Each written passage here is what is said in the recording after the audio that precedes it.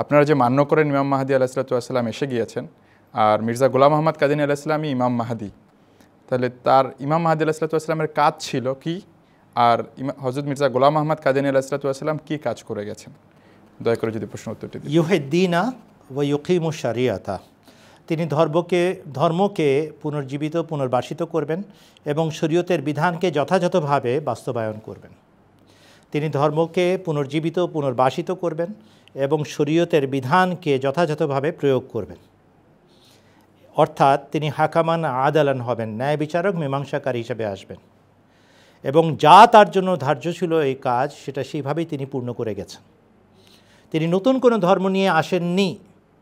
একটু আগেই আমরা আলোচনায় শুনলাম তার কাজ ছিল ইসলামকে শেষ, চূড়ান্ত এবং জীবন্ত ধর্ম হিসাবে প্রমাণ করে দেখানো, তাই তিনি করেছেন।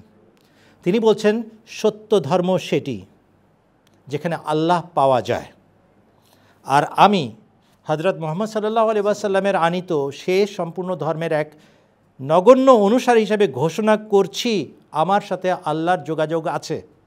আমি আল্লাহকে পেয়েছি হযরত মুহাম্মদ সাল্লাল্লাহু আলাইহি ওয়াসাল্লামের অনুসরণে।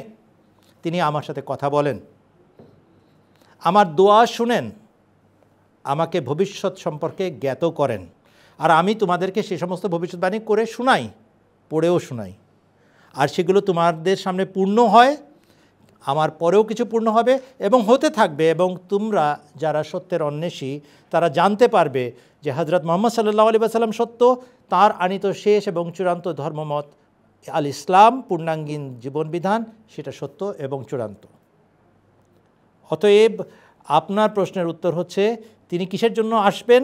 তিনি ইসলামকে জয়যুক্ত করার জন্য আসবেন, তিনি ঈমানকে ফেরত দেওয়ার জন্য আসবেন। ঈমান কখন জীবন্ত হয়? যখন আমি গায়েব সম্পর্কে একটা ঈমান আনি আর আমার চোখের সামনে সেটার সত্যতার প্রমাণ পেয়ে যাই, তখন আমি ঈমানদার হয়ে যাই।